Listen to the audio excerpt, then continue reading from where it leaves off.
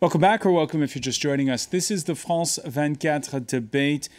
Nicolas Sarkozy is in the dock, a former French president, being questioned by investigative police in the Paris suburb of Nanterre. It started early in the morning. With us to talk about investigative reporter Pascal Henry. Also with us, Patrick Bernard, attorney at law, and Philippe Moreau-Chevrolet of Le Plus, the Nouvel Observateur's interactive website. Just before the break, Patrick Bernard making the point that perhaps today times have changed and there's more, there's more scrutiny on the part of the public, on the part of the legal system. Has the legal system gotten better? Well, the legal system is progressing as always, but it's also the fact that in the particular case of Nicolas Sarkozy, I guess that he is paying the cost of his own personal feud or battle against the judiciary, and particularly against investigating judges. We have to remember that a few years ago, we know that the system, the French system with investigating judges, has been under scrutiny for a while, but he at one point... And do you get slack, by the way, when you do, because I know you do a lot of business with the United States, do you get slack from Americans about how the judiciary here is perceived to be weak? Well, it's not exactly weak, as you can see from what's happening to Mr. Sarkozy. And I guess, again, as an international lawyer, we're not trying to compare systems. You've got the death penalty in the US. We luckily managed to avoid that now in France. Let's not try to compare things. You've got your own crooks in the US. Good old Madoff is sitting in jail. We have sometimes our crooks in Paris. But I wouldn't say that Sarko is a crook, again, because, as I said, he has not been charged yet. Mm-hmm. Okay? The problem is that he's been very aggressive against the juge d'instruction. He's been claiming that he will have them deleted. And that's the reward for his aggressivity. At the same time, I believe that what they're doing here by having him questioned by the police is really vexatious, because they didn't need to go through the custody passage. They could have brought him before an investigating judge, the two women whom I mentioned earlier, confronted, if they wanted to, other witnesses or defendants. And did they violate, by the way, his client attorney privilege by wiretapping the conversations between him and his lawyer? It's a big issue. You are allowed to investigate a lawyer and look into those communications if the lawyer himself can be charged for wrongdoings, which is, of course, the issue here. But as you can well imagine, whenever you investigate in the office of a lawyer, or whenever you have a lawyer under custody, which is also Sarkozy's case, he is a lawyer, the local Paris bar is warned, and no investigation, no house search, for instance, can take place without the bar taking action to protect its own interests, right, so including the attorney-client privilege. The law could swing both ways, you're saying. One reaction on Facebook, John saying he's been running since he left office. Nothing will stop Sarkozy. We can welcome in at this point James Creedon of Media Watch fame. Good evening, François. James, since 8 o'clock in the morning Paris time, when Nicolas Sarkozy was placed in custody, I suppose this has been buzzing big time. It has indeed. Give me 1 second to get myself set up, and I'll show you. There's been a lot of reaction, François, on websites and social media to. And would you say that it's how is it faring? Is it for, against Nicolas Sarkozy? Well, a lot of reactions, I think, in support of Nicolas Sarkozy. They're being particularly vocal, his supporters online, on social media and elsewhere. A lot of people tweeting former front pages such as this one on the right-leaning business and political weekly Valeurs Actuelles. Dead or alive, the manhunt of Nicolas Sarkozy involving 10 judges, 50 police officers, 4 private investigators. This was a front page in March, but people retweeting it today saying it's still relevant, François, in the sense that this is a manhunt involving, François Hollande, involving the Justice Minister, Christine Taubira. So a lot of headlines pointing to that. Here you see one Twitter account, Monsieur Lapique, which is very much pro-UMP, pro-Nicolas Sarkozy, tweeting these Stasi-like images of François Hollande as if what would you say, wiretap that was authorised by investigative judges was all a political plot.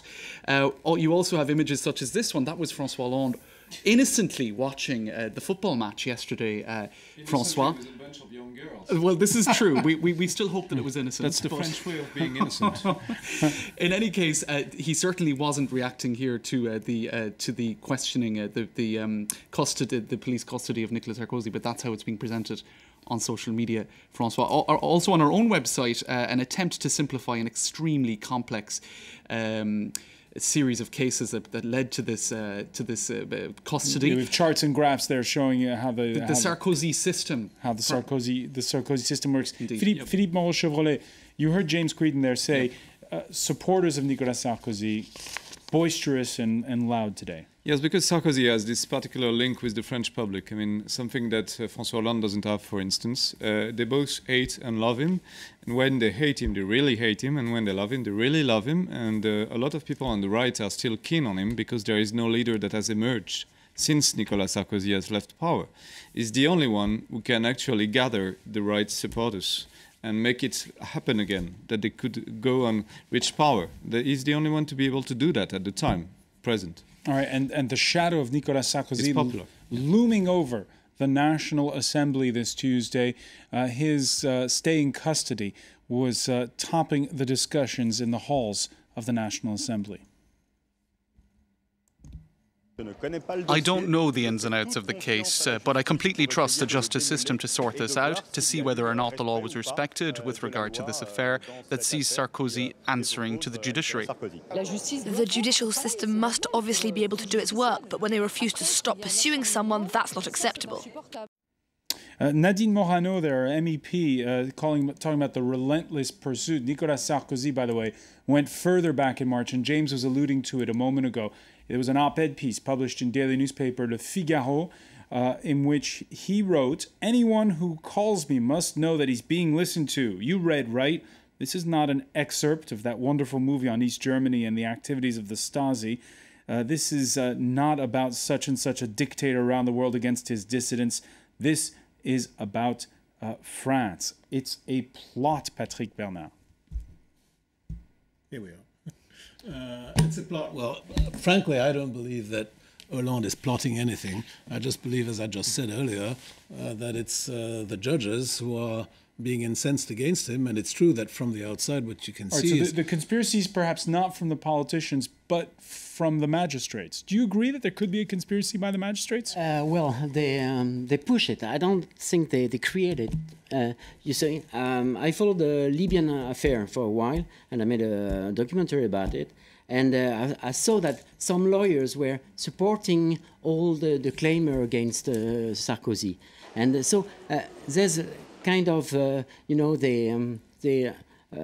train or they push, but there's no like a black cabinet ready to throw dirt in the face of Sarkozy. No, they find it, they use it, but with a weak power.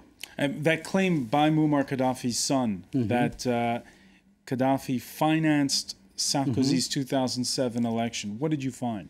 Well, Mr. Gaddafi also said, I finance Mr. Sarkozy.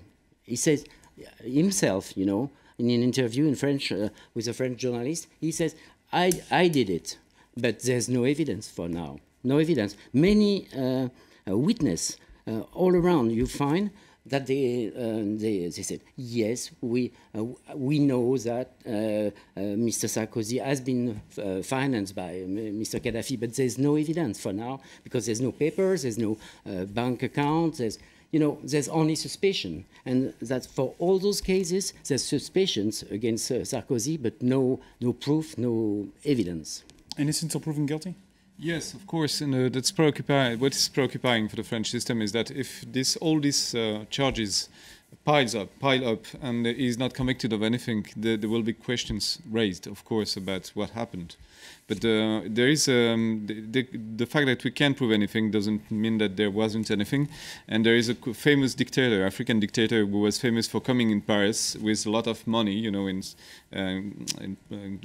banknotes, and he was handling them in small envelopes to French politicians who were waiting for him in this cabinet, outside cabinet. And he's the only one to have the proof because he actually filmed them. We know that he filmed the French politicians receiving the envelopes, but he won't release the pictures, I guess, before his death. So, but we know that this picture exists, for instance. We know that. Oh, no, he was an elected president. You mean Laurent Gbagbo? Laurent Gbagbo did that too, but yeah. He was not the only one. It was Bongo. Bongo, yeah. All right, names have been dropped there. It was in the press. I mean, we're waiting for the tapes. Yeah, well, we did have the affair of the former French foreign minister who came back with djembes stuffed with cash. Yeah. But anyway, that's a different story. The comment for us from Nick, who says, Nicolas, go to Rostov. I heard some ex-presidents fled there. An allusion, I suppose, to Ukraine's ousted president there by Nick. A bit of facetiousness. James Creedon, there's a lot of facetiousness when you look at the reaction on social media. People like to have a laugh when they hear about politicians in trouble. But do you sense, when you've been trawling, sort of a growing cynicism? I think there's a fascination in any case, cynicism perhaps, but a fascination with the image of a president being held in custody. And I think the photographs of him getting into his car this morning in the 16th arrondissement and then arriving a little bit later in Nanterre, those images have been spreading across social media quite a lot. A lot of fascination too about whether or not he'll be held overnight. It's such an improbable scenario in many cases. Claude Guéant, the former chief of staff of the Élysée Palace, he was recently also held in police custody, but he did get to go home and shower and sleep overnight in his own home before coming back the next morning. So people wondering if there'll be special treatments for Nicolas Sarkozy that another may not, a regular person might not get. Just a couple of more headlines in the media. A lot of questions too about whether this will affect his comeback plans. Indeed, that's the topic of tonight's show, and it's the headline in a lot of the foreign articles today. That's the Financial Times in tweets as well. Is this a blow to his comeback chances? For the Charlemagne blog of The Economist, they're headlining "Sinking Sarko," saying that there's never a good time really for a former president to be held by judicial police, but the timing at the moment is particularly awkward because of that projected or hoped for comeback. Just two more headlines to show you.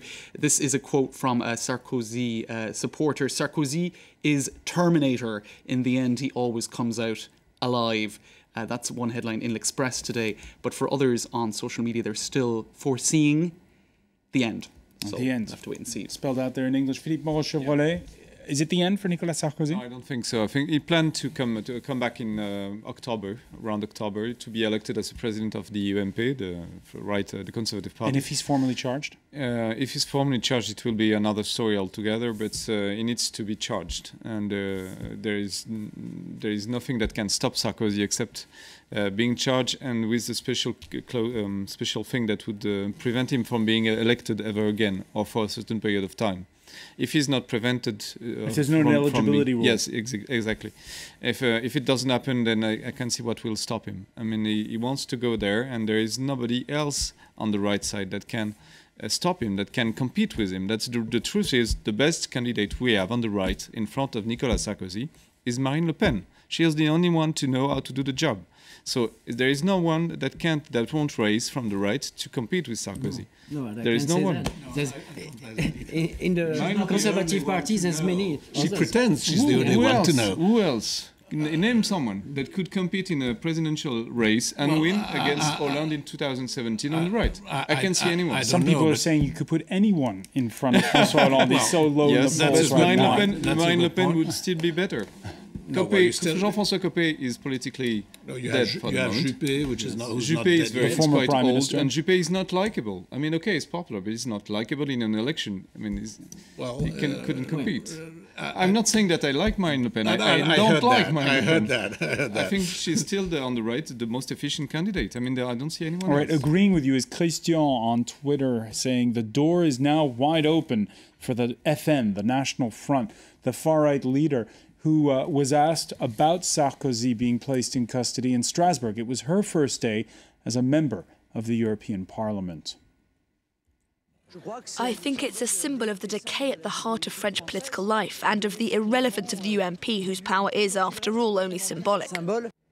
Pascal Henry, the far right is going to make lots of hay out of this? I can say, well, as a citizen, I can answer, but not as an investigative reporter or documentarist. But what we, all those stories are bad for the Conservative Party or Socialist Party as the main parties. So when Nicolas Sarkozy is in custody, does that also undermine the Socialists? Yes, I do think so, because the feeling is that they're all rotten, you know, and so it's the story going on, and weakening the democracy, in fact. But that's the reality. I mean, there's no chance to do other thing. It's better to see a judge putting Mr. Sarkozy in custody than accepting and avoiding any movement or any reaction, you know. For me, there's a real, it's a need of democracy and justice, but this justice, because of the political personnel, they are in a very bad position. They are all in bad affairs, you know. It's always treachery, it's always money, black money. It's House of Cards. House of Cards, in a way. House of Cards. And it's a lose-lose situation with the Front National anyway. We can't lose. We can't win anything. We lose each time. If justice is done, we lose. If we don't do justice, justice is not served, we lose. So we lose each time. This time of our political life, we lose. No, it's true that whatever happens, unfortunately, will be going to a certain extent to the credit of the Front National. That being so, justice must be served and should go on. We don't know whether the charges, which again have not been brought for the time being, have any merits. What I do feel is that the way justice is being served today against Sarkozy, by bringing him into custody with the police, which, as I said earlier, is probably not required. They could have just had him appear before an investigating judge, and they would have spared him and spared the country the vexatious aspect of what's being conducted today. It's a French version of the walk of shame. That, exactly. Exactly. But it's and that I find personally very damaging to French democracy. So you think it's an asepticized perp walk, as they call it in the United States, where you see the suspect with his in handcuffs. Yes. You don't see him in handcuffs here, but by having him placed in custody. What's it like when they're placed in custody? What happens? Oh, it can be pretty rough. It's certainly not the case with Sarkozy, but it can be pretty rough. He's a lawyer by training, so I imagine he must be holding his own. But it's pretty rough. What happens? I ask you questions. I'm the policeman. What happens exactly? Well, I'll give you examples. Well, first, if you remember, Villepin, who was the foreign minister and prime minister, was held in custody for a while, and he reported afterwards that it was very difficult. I think one can't imagine how difficult it is. How stressful it is, even when you're a person like Villepin or Sarkozy. I'm engaged in an insider trading matter, which is not political at all, in which you have top executives from one of the major European industry. They were all held in custody, and some of whom were handcuffed. It's extraordinarily vexatious. Is that specifically French? Or is it all over Europe the same? Well, again, what happened to DSK, and I'm not giving any comments on the merits of his conduct, but the way he's been handcuffed and presented to the press maybe specifically US, but it's not exactly the way we would like it to look at justice in a democratic country. So it's another issue. We are always, as lawyers, there to let the justice continue serving its purpose, but to protect the interests of the defendants, because it's a matter of legal rights, and that's what forwards democracy. Patrick Bernard, you mentioned earlier how there's this battle going on between the judicial branch of government and the executive branch, but also a battle going on within the judicial branch. The Cour de Cassation, which is a very highly respected appellate court in France, is involved because there's these accusations that have been leveled against judges of that court. Is that going to damage its good name? Well, we don't know, because we don't know if there's any merits in it again. But there is no doubt that appeals, challenges may be brought against decisions by the investigating magistrates. At some point in time in the chain of appeals, it can come up to the Cour de Cassation. And there will probably be a struggle, because the Cour de Cassation just named its new first president a week ago. And whether he'll try and protect the two other Supreme Court magistrates that are being held in custody today or no, I don't know. But people view it as certainly a struggle between the lower court judges and the high court judges at the same time. It's astonishing. So we have judges, we have an attorney, and we have a former president, all being questioned in the same affair.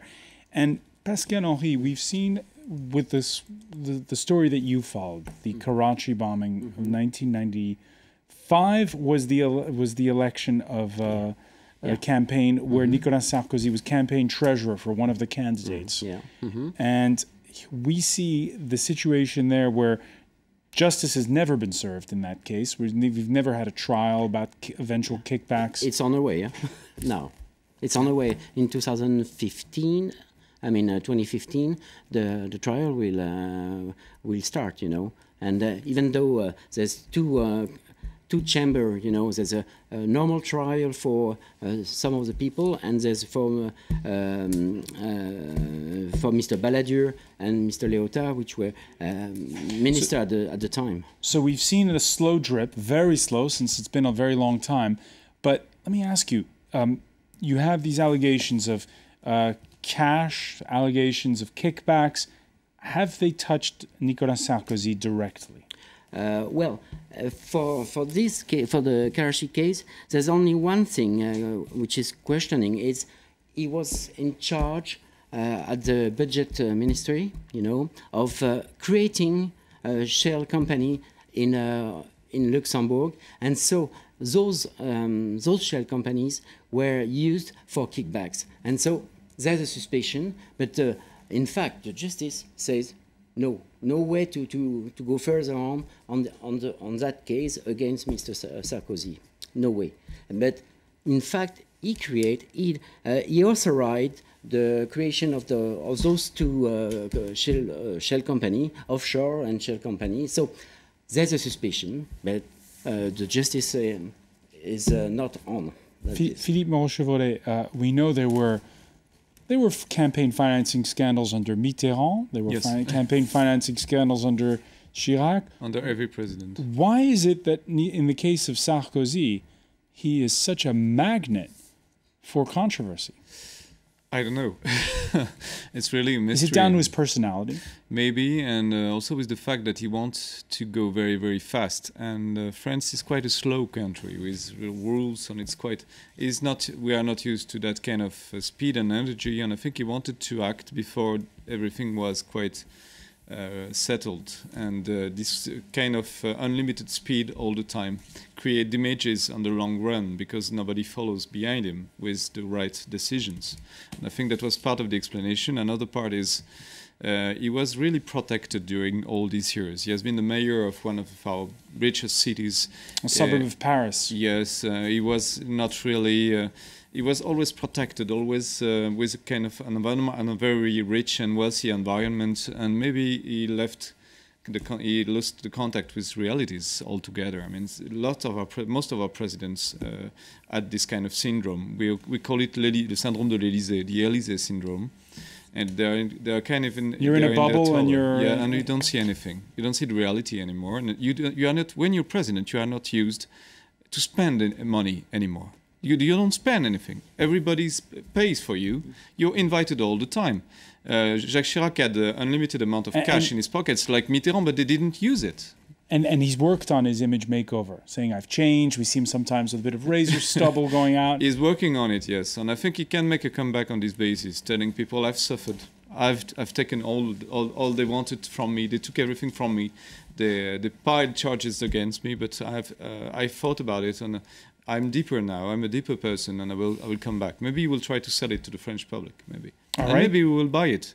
We are that stupid in France.